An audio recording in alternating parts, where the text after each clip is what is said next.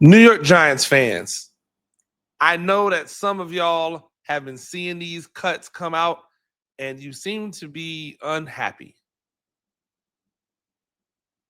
I want y'all to just think about that for a second. You're unhappy about the cuts. Ladies and gentlemen, we call that progress. I'm Coach Gene Clemons, and I have a giant issue.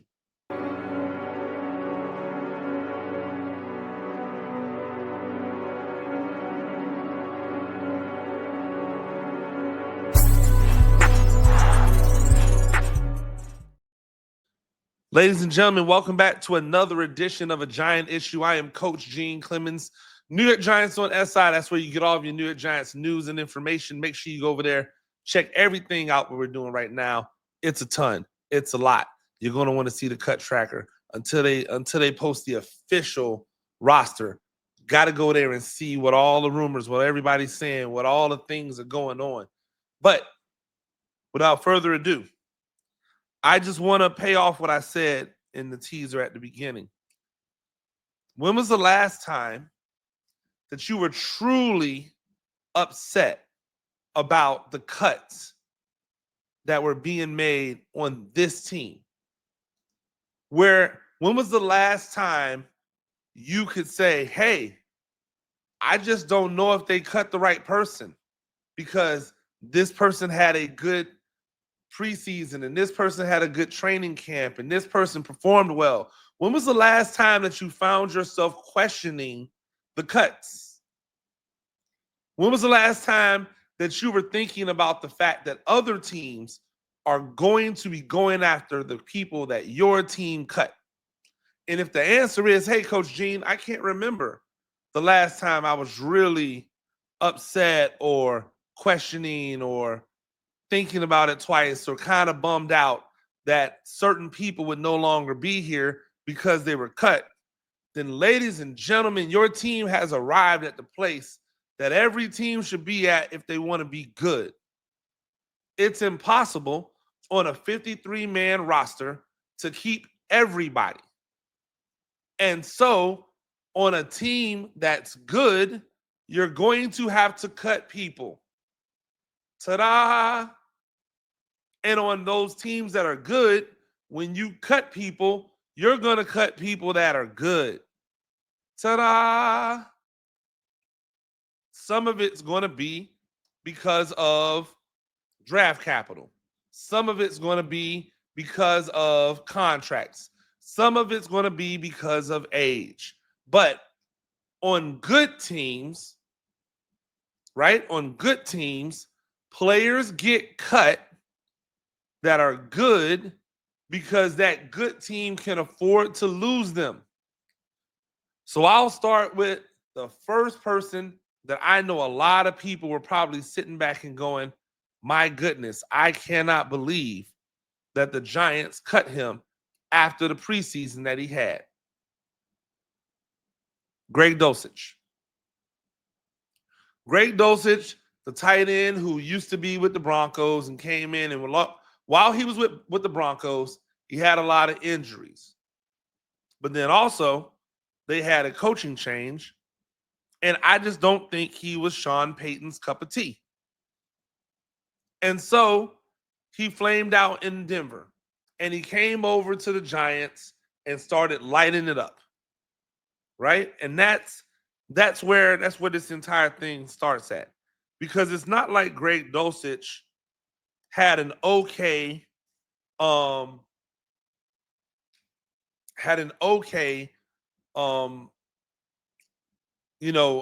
training camp and an okay preseason. It was that the idea behind it is he was doing things that the other tight ends don't necessarily do well, right? He was doing things that made you go, oh, snap.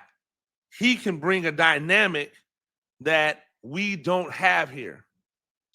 Except while he was having this good, training camp, while he was having this good preseason, so was Thomas Fidone. And if you have a guy who's a rookie, 7th round pick that is bigger and has potential to be a better blocker, that's probably where Dulcich fell away. And a lot of people thought, and even I started drinking the Kool-Aid, that maybe this was Daniel Bellinger's swan song, that he was not going to be on this team, right?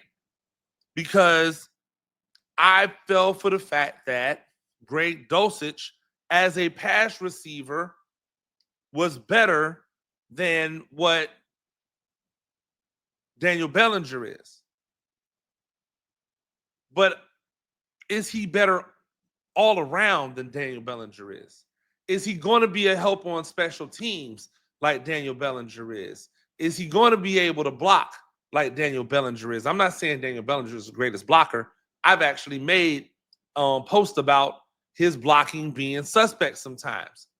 But I know that he's gotten better year in and year out, right? So is he going to be a better blocker? Can he be used in multiple areas like he can? And in my brain, Greg Dulcich is just a big wide receiver. Well, guess what, ladies and gentlemen? They have big wide receivers. They have wide receivers. So they don't necessarily need Greg Dulcich to fit that mold once we get into the regular season, where they actually scheme you and they prepare for you on a player-by-player basis. Like, these are the things that I look at and I go, oh, well, there's the difference. That's what we're talking about, right? And so this idea that Greg Dulcich is a mistake to cut him, my only retort is, what is he doing when he's not catching passes? Because they have a lot of guys on this team that can catch passes.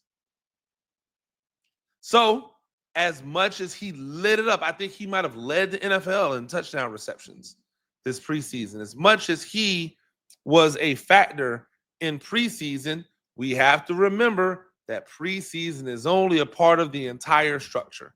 And while I really enjoyed watching him play, and I think he'll land with another team, at least I hope so, a team that could use a pass receiving tight end, I just don't know why people think the Giants needed Greg Dulcich. Greg Dulcich is a luxury. He's not a need. And guess what? They found Thomas Fidone. So there you go. Another person that a lot of people were interested or interested in the cuts overall were the wide receivers, right? And a couple of the guys who were cut, released, right? Smith-Marsette as one of the roster positions at wide receiver that was cut.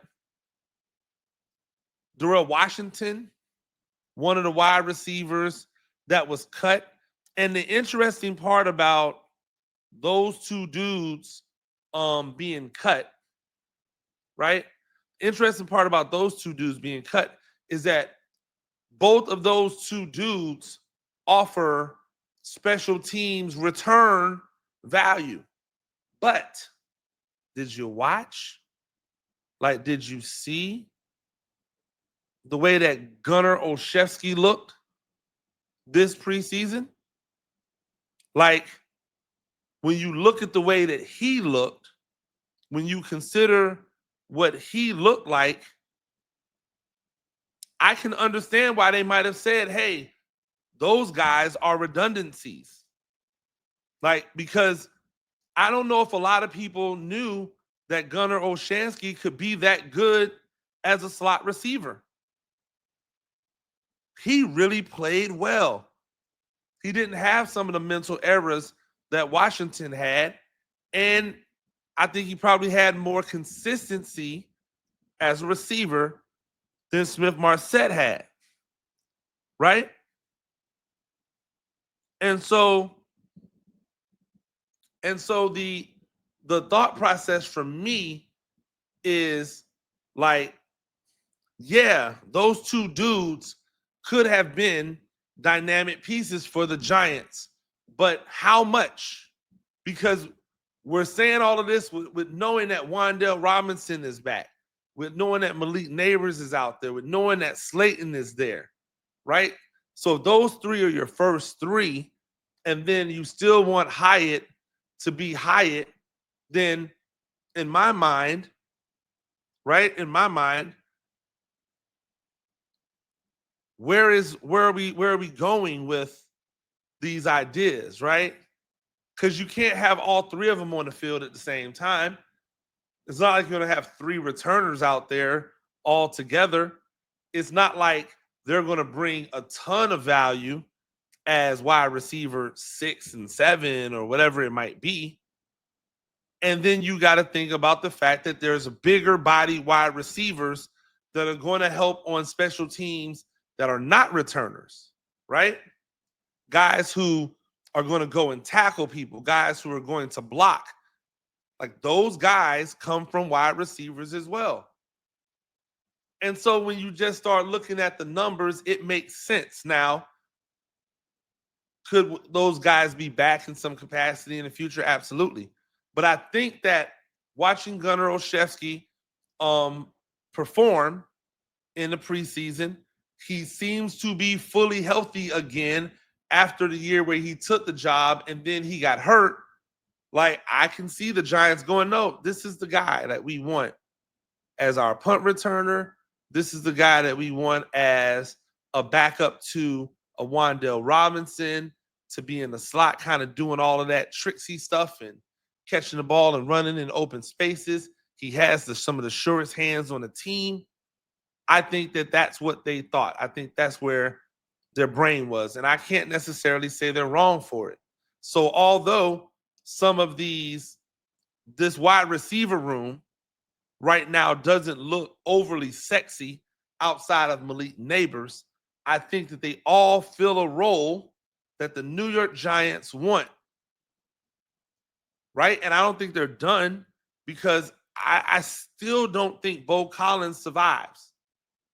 And if he does, it has to be because they look at him and go, his size can help us on special teams somewhere. And even if he survives, it doesn't mean that he survives the long term. It just means that he survived the initial cut down to 53. But I know that people were looking at the wide receivers and feeling slightly underwhelmed at what was left on the roster outside of the names that you know. Another name that it hurt to see was on the cutting block, and it really actually legitimately hurt me as well, is Turbo Miller. Because this is strictly a numbers game. This can't be about performance. This can't be about somebody not checking the boxes on the field. This has to be a numbers game. Tyrone Tracy is the starter. Devin Singletary is the veteran back presence in that locker room. And then you have Cam Scatterbo, who is the rookie that they invested draft capital in. Those are the three backs, right? So in order to put Turbo in, you would probably have to cut Devin Singletary, which he makes the most money, probably has the biggest cap hit. And then that leaves your running back room with a bunch of inexperienced at the NFL level running backs. Tyrone Tracy's only going into his second season. Miller, right? So that's difficult. This is a numbers game in this case. And unfortunately, he gets caught up in the business of the NFL, right? Because if Cam Scatterbo was an undrafted free agent, if Cam Scatterbo was maybe a 7th round draft pick, he probably gets cut. Why? He hasn't shown anything. He's been hurt. He hasn't shown much. And in a head-to-head competition, Miller won. But that's not how the world works, ladies and gentlemen. Miller did everything he can possibly do to earn a roster spot. It just didn't happen. And this is why the NFL is called not for long. This is why the NFL is the best of the best. Because if a guy like Turbo Miller can have the preseason that he had, where he showed out and he had people looking at Jackson Dart like he's the next greatest thing in the world. He had people looking at these other quarterbacks who he was bailing out when they were dumping the ball off to him, and he was picking up first downs on like 3rd and 18 or 2nd and 22. Like, he did what he needed to do. But unfortunately, the game is the game. Now I want you to ask yourself, if Turbo Miller's on the roster, who comes off the roster? And then make it make sense in trying to put together a team to win games. Because if you say Devin Singletary, cool. There's no veteran presence in that running back room now.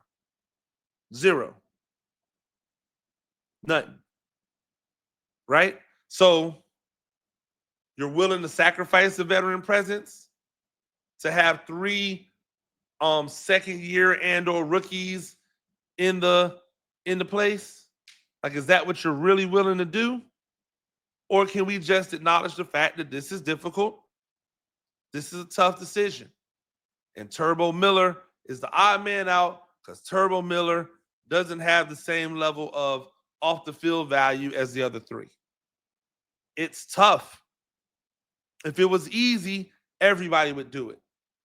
But Turbo Miller has put himself in a position to A, get looks from other teams, B, land right back on that practice squad again. So when one of those 3 backs gets hurt, or if they need a kickoff return play person, guess who they're calling up? They're calling up Miller. But it was a tough one. I really thought he had done enough to earn himself on this team, either as the 4th running back or to usurp Devin Singletary and become the running back number 2/3 behind Cam Scatterbo when he's healthy. Another one that was hard, but I knew it was coming, and I talked about it on here, was Tommy DeVito. Tommy DeVito was going to get cut because they're planning on keeping the guys that they just signed in free agency this offseason. But here's the thing, and by the way, this is the funniest part about how much people are just so goo-goo and gaga over Jackson Dart. All of the quarterbacks not named Russell Wilson balled out all training camp, all preseason. These guys all balled out. So when you see Jackson Dart putting up numbers, just remember that Jameis Winston came in after Jackson Dart and put up numbers. Then Winston went to the bench, and Tommy DeVito came in and put up numbers. That's pretty impressive. Now, here's what I loved about the DeVito arc, because I hated the Tommy cutlets, all that stuff y'all were doing. I hated it because I don't like gimmicks, right? I don't think that's fun. I heard someone on, I read from someone on X or Twitter or whatever we want to call it this week. They said, here it is. Anthony Rivardo. I don't know who Anthony Rivardo is, but he says, amidst one of the darkest eras of Giants football, Tommy DeVito breathed life and fun into the fan base for a short run. A hometown hero and an inspiring story. I'll always be a Cutlets fan. Thanks for the memories, Tommy. Let's pump the brakes. Number one, this was not amidst the darkest era because the Giants were coming off of a playoff berth. So in the darkest era, they were at the lightest part. They came off a playoff berth. Now, that season had a lot of injuries, but nobody looked at that season and went, man, we're in trouble. They looked at that season and went, hey, we got injured. A lot of people got injured. When Tommy DeVito came in, to me, it wasn't fun. It was just a shtick. And he wasn't that great. He had great moments, but he wasn't that great. And here's how I know he wasn't that great. Because the very next season, he looked even better than he looked the rookie year. I'm talking during training camp when he was standing behind Daniel Jones and Daniel Jones couldn't make the right read. And Tommy DeVito was pointing out the right read behind Daniel Jones. Yeah, I noticed that. It was consistent. Anytime he was behind Daniel Jones and Daniel Jones didn't make the right read, you could see Tommy DeVito pointing the right read. You want to know how I know that it was better? Because this year, when he came in playing with a lot of dudes who are not going to be on the roster, he balled out. Why? Because he had supreme command over an offense that he's been running for 3 seasons. And he took advantage of that. And I love the fact that he progressed. I love the fact that he got better and better and better in this offense.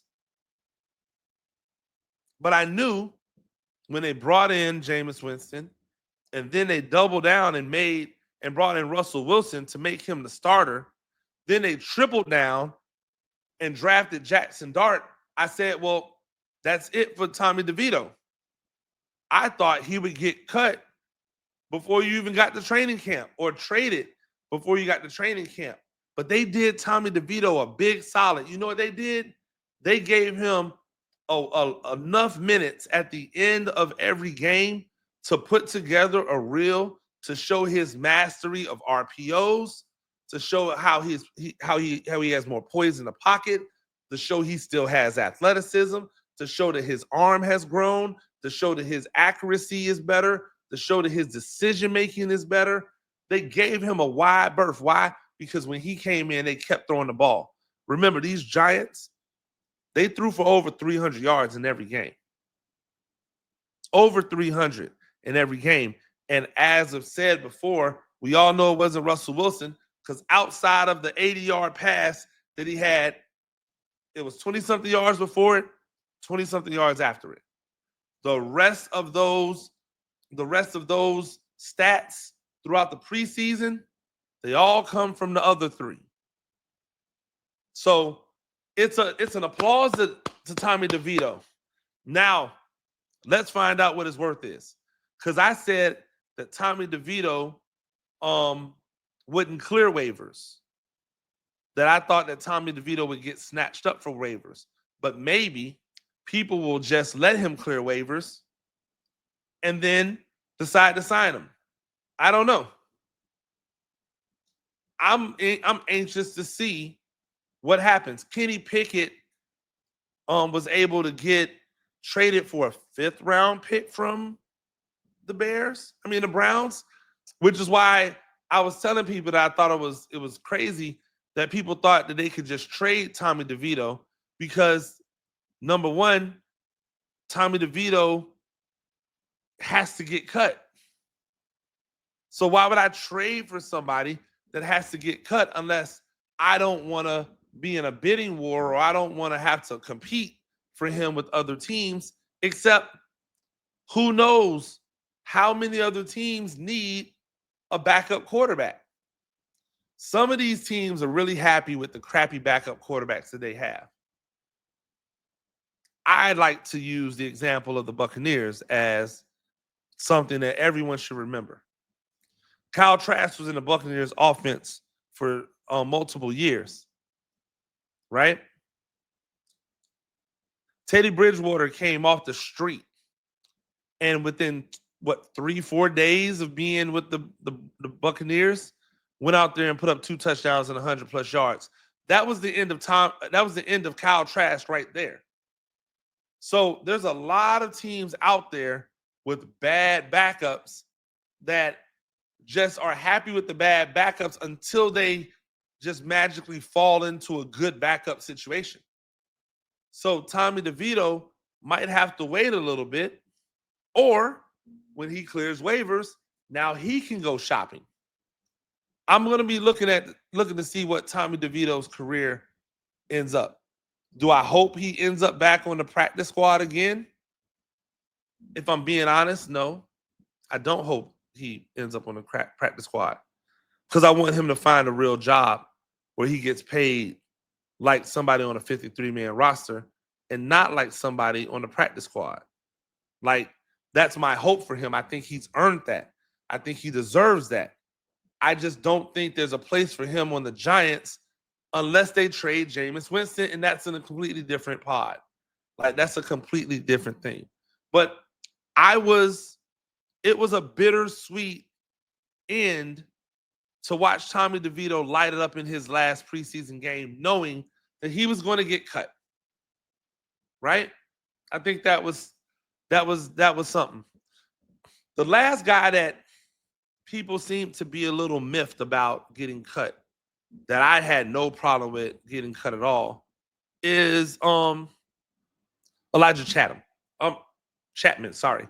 So, like, a lot of people were like, oh my God, I can't believe he got cut. He was playing good at fullback and blah, blah, blah. And I'm like, they have a bunch of tight ends that can do that stuff. In my brain, I was like, why would they hold on to him for that? What I saw was a guy who could not hold up against the run.